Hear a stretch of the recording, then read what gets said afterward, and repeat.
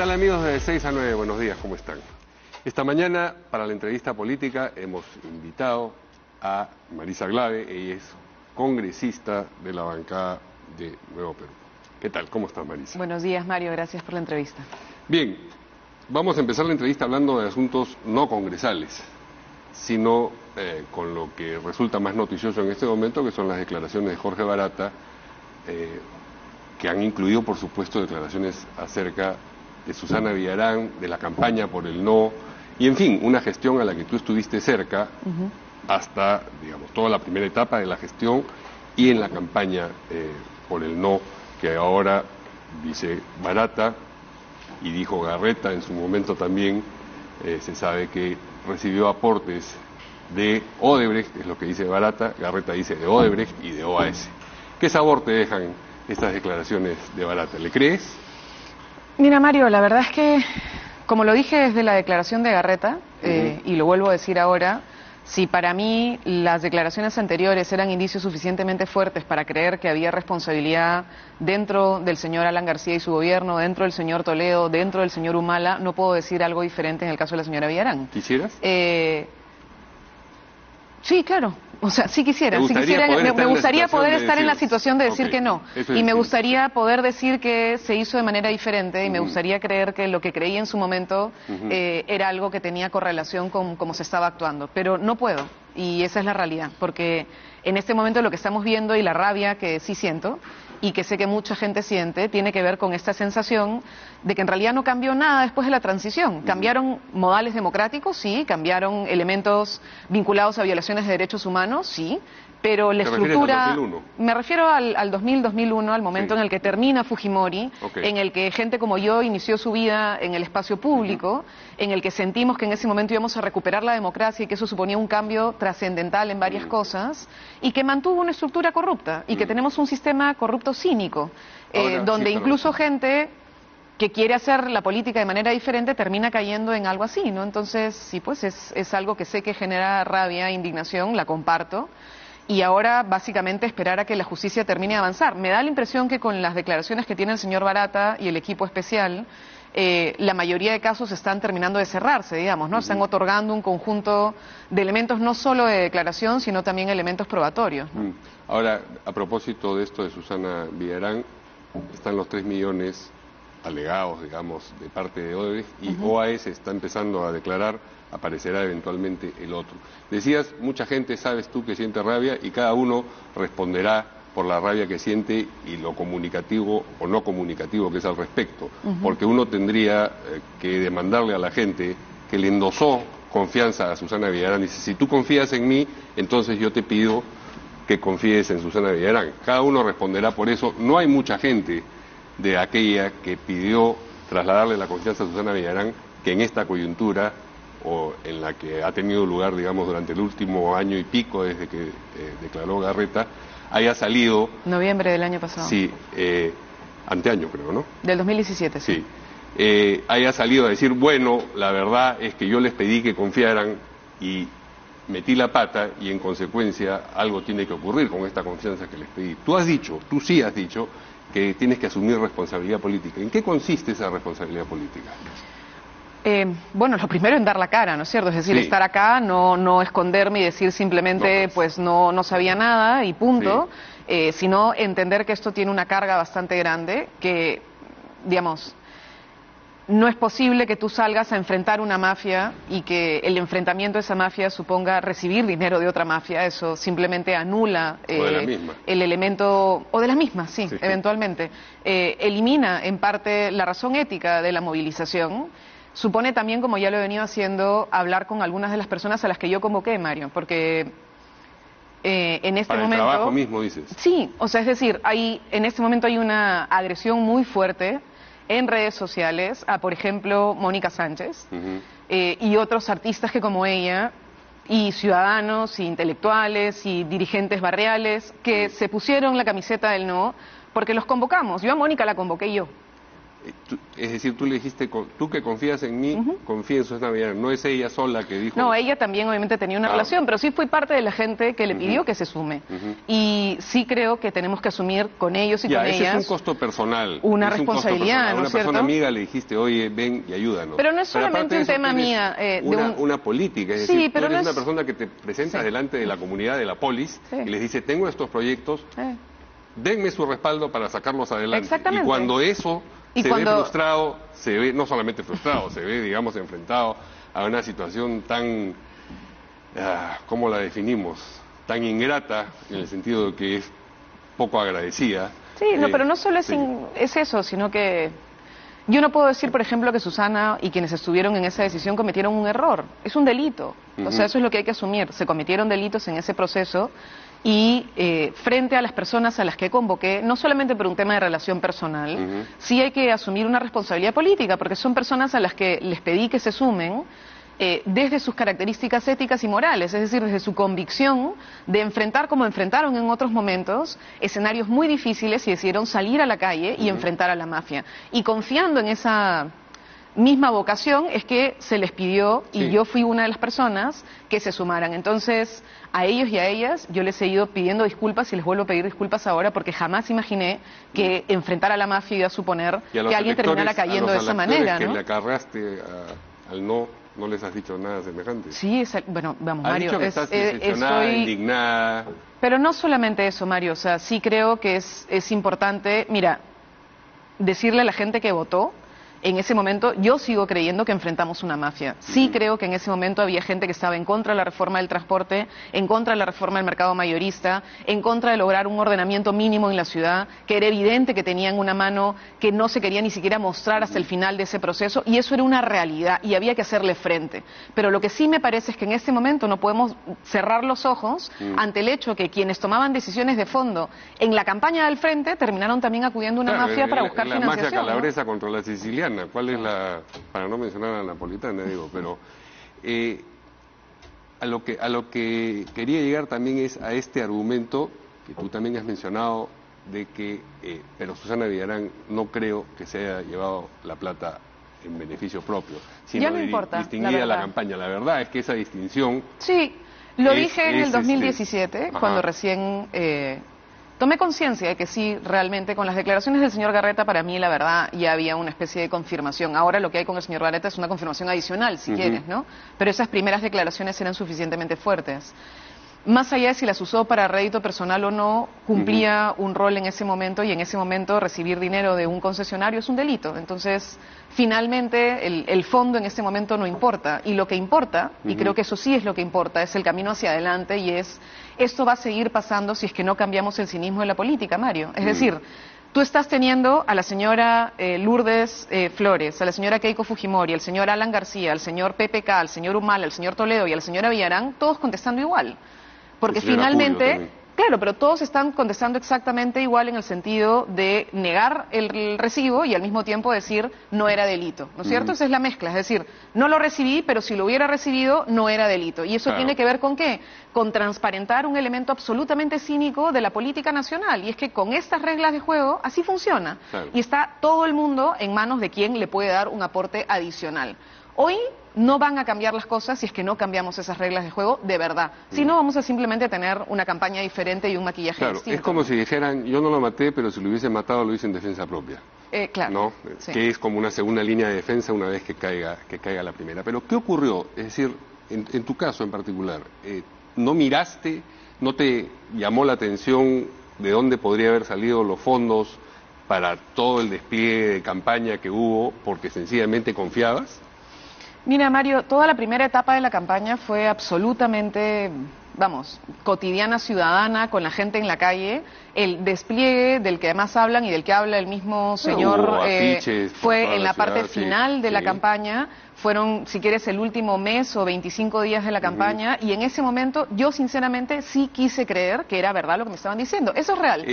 Quise creer. O sea, dices que cerraste un ojo. Yo vi en esa campaña, como lo dije en su momento, a gente como Salomón Lerner, como familiares y amigos de Susana Villarán, que eran empresarios reconocidos, y yo bueno, asumí que eso era lo que estaba financiando. Una persona como Salomón que públicamente salió a decir que había entregado como 300.000. Entonces es una cosa que te parecía plausible.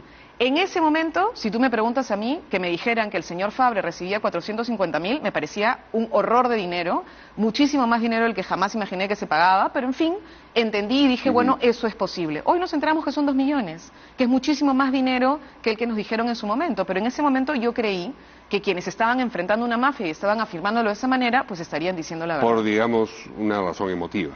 Creo que más bien por mirar la política desde una lógica binaria, Mario, y eso es parte de lo que estamos teniendo. Ajá, eso está interesante. En la lógica binaria, los otros son los malos y nosotros somos los buenos. O sea, los malos son los que están en la mafia, los malos son los que están alrededor del señor Fujimori, los malos son alrededor del señor Castañeda, acá todos somos buenos. Y en el otro lado son los buenos. No tengo por qué asumir que esté mal. Y eso está mal, porque es una manera de asumir la política desde amigos y enemigos. Está visto que había un error de por medio, de cálculo o de juicio.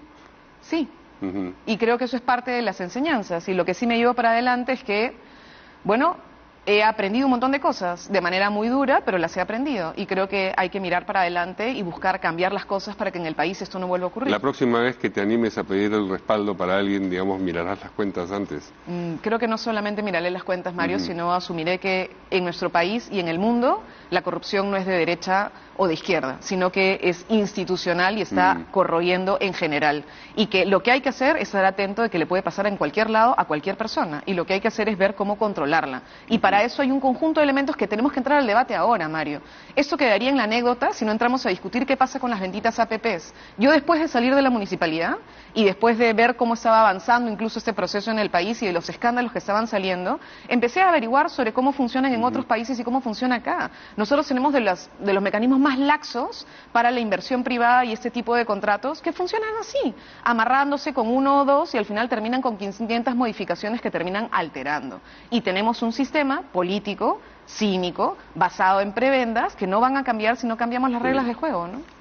Vamos a hablar un poco del Congreso también. Creo que ya queda claro que sí, en efecto, asumes que estuvo mal o que estuvo mal, que hay personas que guardan silencio, no es tu caso, pero hay personas que guardan silencio y sería deseable que con la misma altisonancia con la que expresaron, digamos, el respaldo por una causa que después se demostró lo que fue, dijeran, caramba, eso fue una estafa, ¿no? Pero en fin, vamos al Congreso. En el Congreso hay en marcha varias cosas. Una de ellas es aparentemente la interpelación a la ministra, así es, de Educación.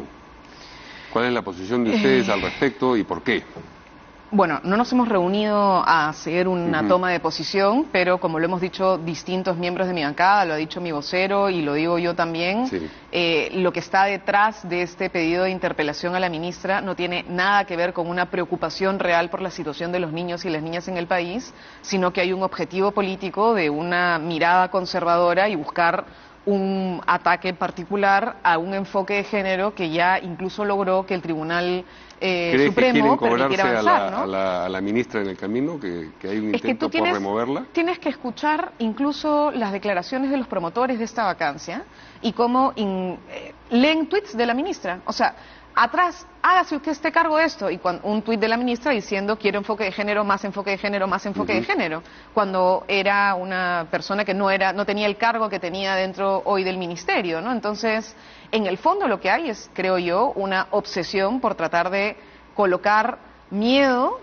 en funcionarios públicos para la implementación de un enfoque de igualdad, y que eso se está traduciendo además en decisiones que al menos a mí me parecen delicadas. Yo no estoy de acuerdo con que la ministra haya retirado a 10 funcionarios del Ministerio de Educación y que haya salido diciendo que hay responsabilidad, incluso posiblemente penal en algunos de ellas, por la inclusión de un link, Mario.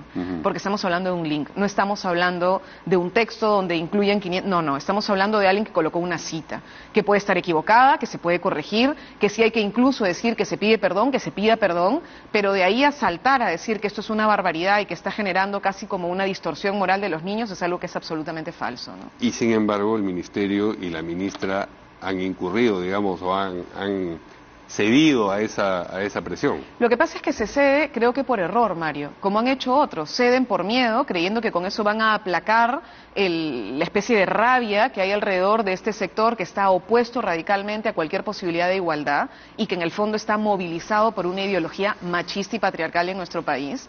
Y lo que termina ocurriendo es al revés. Al ceder de esa manera, sienten que entonces pueden ir a por más. Y entonces así lo que tú terminas teniendo es un momento en el que casi como frente al Tribunal de Inquisición estás intentando señalar que por el hecho de ser mujer no eres bruja, ¿no? Entonces hay que tratar de tener cuidado con cómo funciona ese tipo de política, ¿no? Este sector, dices, sí, es un sector que tiene una representación política. Es un sector que tiene una representación política. Que tiene islas de representación dentro de las organizaciones políticas, pero el sector es más vasto que eso. Pero ha decidido ser abrazado por el fujimorismo, ¿no? O sea, este relanzamiento del fujimorismo lo único que es un avance radical hacia una agenda conservadora muy dura que deja totalmente de lado los discursos que en su momento hubo de la propia señora Fujimori en Harvard y en otros lugares sobre las posibilidades de la unión civil, sobre el enfoque de género y sobre las posibilidades de igualdad. Lo que han salido a decir es que su relanzamiento con la señora Marta Chávez al lado no es otra cosa que una vuelta al pasado a su lógica más conservadora, ¿no? Y entonces es el sector político específicamente el que ustedes identifican como interesado en sacar adelante, o más bien en que no salga adelante la ideología en buena cuenta. Yo creo que sí, en el sentido de logo de ideas, en alianzas con otros actores políticos como el Partido Aprista dentro del Parlamento, que tiene una alianza muy extraña con el fujimorismo, porque en este punto tienen posiciones diferentes, pero se terminan aliando a las maneras de acción que creo que de alguna manera vuelven a colocar esta lógica de enfrentamiento con el propio Ejecutivo, ¿no? Pero ¿cuál, digamos, estoy seguro de que te has preguntado, cuál tiene que ser la utilidad política que le encuentran quienes tratan de sacar adelante ese tipo de iniciativas? Porque, digamos, les va energía, les va costo político en ello. Entonces, ¿cuál es y finalmente son una organización política, ¿no? Pero es garantizarse un electorado. Perdieron a un electorado que en un momento apostaba por una mirada, si quieres, integral, diferente, que intentó representar la señora Fujimori, y ahora están intentando coger al electorado conservador, a un electorado que está asustado, que está en correlación con muchas de estas iglesias evangélicas, no todas, pero muchas sí, que tienen una mirada muy dura sobre las diferencias entre hombres y mujeres y sobre la comunidad LGTBI, y hay que decirlo con todas sus letras, porque también acá hay un tema de homofobia muy fuerte en contra de una comunidad a la que se le quiere simplemente borrar como si no existiera en nuestro país, y que representa un posible bolsón como el que tuvo Bolsonaro en Brasil. Es decir, tú estás viendo cómo en América Latina hay un cálculo electoral alrededor de personas articuladas a este tipo de mirada conservadora. El movimiento Con mis hijos no te metas de Brasil tiene una especie de similitud muy grande con el Con mis hijos no te metas acá en Perú, y ha articulado una plataforma política que tiene pretensiones electorales.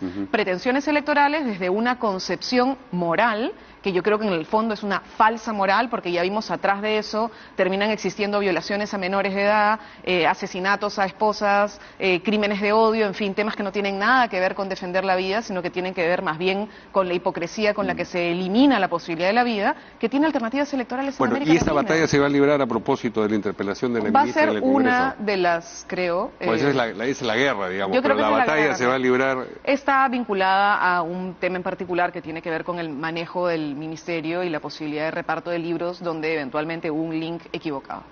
¿Y cuál es tu pronóstico de esa...?